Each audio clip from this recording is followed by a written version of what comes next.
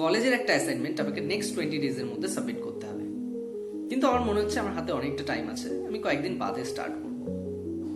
প্রথম কয়েকটা দিন আমি বন্ধুদের সাথে আড্ডা মেরে মুভি দেখে সময় কাটিয়ে দিলাম। এরকম করতে করতে প্রায় 1 সপ্তাহ কেটে গেল। তখন আমার মনে হলো, আরে এখনো তো প্রায় 2 সপ্তাহ বাকি আছে, ও ঠিক করে দেবো।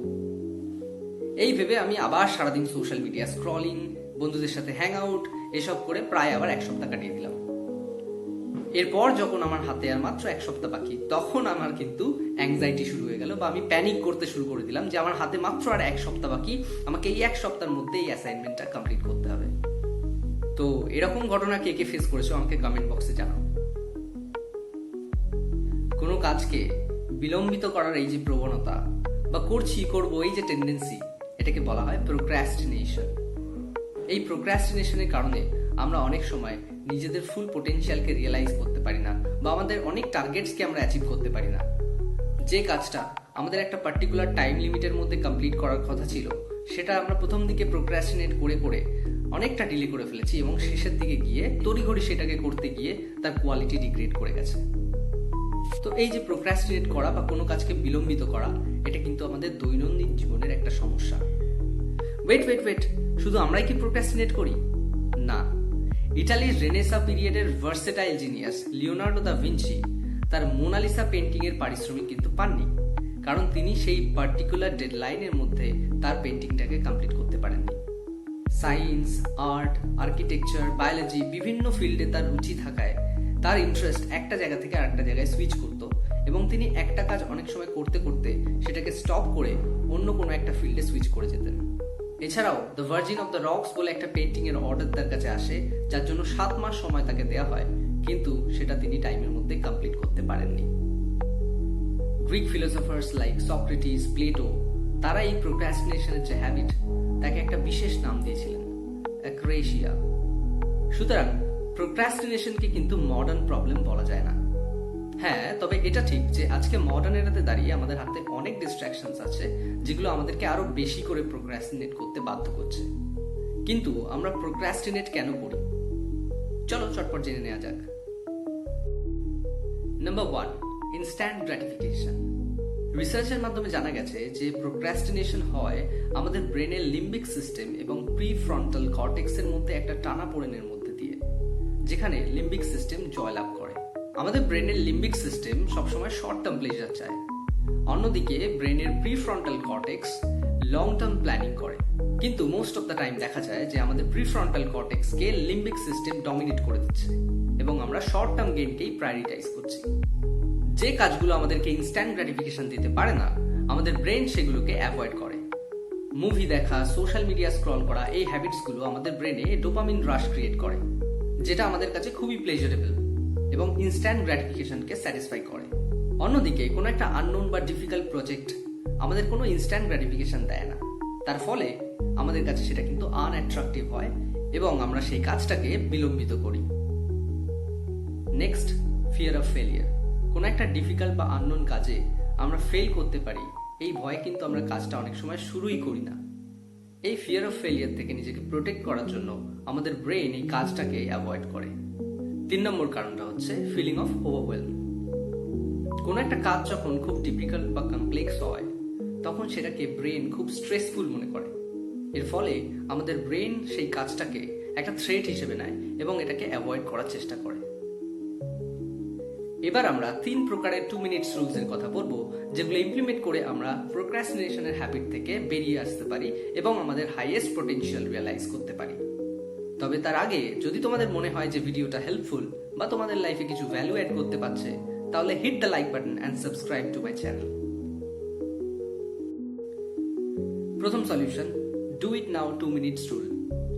যে কাজগুলো অনেকদিন ধরে পেন্ডিং হয়ে আছে, কিন্তু যেগুলো করতে জাস্ট 2 মিনিটেরও কম সময় লাগে, সেগুলো আমি ইমিডিয়েটলি করে ফেলবো। এর ফলে ছোট্ট ছোট্ট কাজগুলো অ্যাকিউমুলেটেড হতে হতে অনেকটা কাজ একসাথে জমে যাওয়ার যে ব্যাপারটা, সেটা কিন্তু আর হবে না, কারণ আমি যে কাজগুলো ছোট্ট সেগুলো জাস্ট 2 মিনিটে কমপ্লিট করে ফেলছি। সাপোজ আমি একটা কোনো পরীক্ষা দিয়ে এসেছি, এবং পরীক্ষা দিয়ে আসার পরে আমি এতটাই চিল করতে লেগে গেছি যে আমার যে ডকুমেন্টসগুলো ব্যাগে ছিল সেগুলো ব্যাগ থেকে বার করতে ভুলে গেছি। এটা করতে জাস্ট 2 মিনিটেরও কম সময় লাগে, তাই আমি এটাকে পেন্ডিং না করে পরীক্ষা দিয়ে এসেই ইমিডিয়েটলি কমপ্লিট করে ফেলবো। আমার ডকুমেন্টসগুলোকে প্রপার জায়গায় রেখে দেবো। Next, start it now 2 minutes rule. কোনো বড় কাজের ক্ষেত্রে বা কোনো বড় টাস্কের ক্ষেত্রে আমরা সেই কাজটাকে ডিলে না করে শুরু করে দেবো এবং প্রথম 2 মিনিট সেই কাজটাকে করব। যখনই ওই 2 মিনিট আমরা কাজটাকে করব, তারপরে আস্তে আস্তে কিন্তু একটা মোমেন্টাম বিল্ড আপ হবে এবং আমরা সেই কাজটাকে আস্তে আস্তে কন্টিনিউ করব। যে কোনো জিনিস শুরু করাটাই কিন্তু hardest part of the process বলে কনসিডার্ড হয়। সে কারণে একবার শুরু করে দিলে যখন একটা মোমেন্টাম বিল্ড আপ হয়ে যাচ্ছে, তখন সেটাকে কন্টিনিউ করতে কিন্তু আমার আর প্রবলেম হবে না।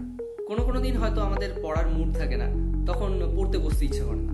তো এক্ষেত্রে আমরা 1 ঘন্টা পড়বো বা 2 ঘন্টা পড়বো এরকম কোনো টার্গেট ফিক্স না করে আমরা জাস্ট বসে একটা বইয়ের পাতা খুলে একটা প্যারাগ্রাফ যদি পড়া শুরু করি, তাহলে প্রথম 2 মিনিট আস্তে আস্তে পড়তে পড়তে দেখবো একটা মোমেন্টাম তৈরি হয়ে গেছে এবং তারপরে আমরা কিন্তু সেই পড়ার মধ্যে আস্তে আস্তে ইনভলভ হয়ে যাব। তখন পড়ার ইচ্ছেটা বা আগ্রহটা কিন্তু আস্তে আস্তে আবার ফিরে আসবে এবং আমরা আরো বেশি সময় ধরে এই পড়াটাকে কন্টিনিউ করতে পারবো। আর থার্ড পয়েন্ট হচ্ছে হ্যাবিট বিল্ডিং 2 মিনিটস রুল। আমরা কোনো নতুন অভ্যেস করতে চাইলে অনেক সময় প্রোক্রাস্টিনেট করতে থাকি যে কাল থেকে শুরু করব বা পরশু থেকে শুরু করব, কিন্তু সেই কাল বা পরশুর আর আশা হয়ে ওঠে না। তো এসব ক্ষেত্রে আমরা এই প্রিন্সিপালটা অ্যাপ্লাই করতে পারি। যে কোনো নতুন হ্যাবিট ক্রিয়েশনের ক্ষেত্রে প্রথম স্টেপটা সবসময় সিম্পলেস্ট বা সব থেকে সরল হওয়া উচিত, যাতে ওই হ্যাবিটটা শুরু করতে গিয়ে আমাকে কোনো ডিফিকাল্টি ফেস করতে না হয়। একটা এক্সাম্পল দেওয়া যেতে পারে, যদি আমার ইচ্ছা হয় যে আমি জার্নালিং করব বা আমি জার্নালিংটাকে একটা নতুন হ্যাবিট হিসেবে অ্যাডাপ্ট করব আমার লাইফে, কিন্তু আমি প্রোক্রাস্টিনেট করছি, আজ করব, কাল করব, পরশু করব, এরকম করে করে আর করাই হয়ে উঠছে না, তাহলে আমি একটা কাজ করতে পারি। প্রথম স্টেপটাকে আমি খুবই সিম্পলিফাই করে দেবো। কিরকম? আমি জার্নালিং এর মধ্যে দিয়ে অনেক কিছু লিখবো, আমার সমস্ত থটস লিখে ফেলবো, এরকম এত কিছু ভাবার দরকার নেই। প্রথম দিকে আমি দিনে জাস্ট একটা ইনসিডেন্টের কথা লেখার চেষ্টা করব যেটার জন্য আমি গ্রেটফুল বা আমি হ্যাপি। এভাবে আমি কিন্তু লেখার অভ্যেসটাকে শুরু করে দিলাম। এরকম ভাবে কয়েকদিন লিখতে লিখতে আস্তে আস্তে আমার এটা হ্যাবিটে পরিণত হবে। বলা হয় সায়েন্টিফিক্যালি কোনো হ্যাবিট ফর্মেশনের জন্য 21 দিন সময় লাগে।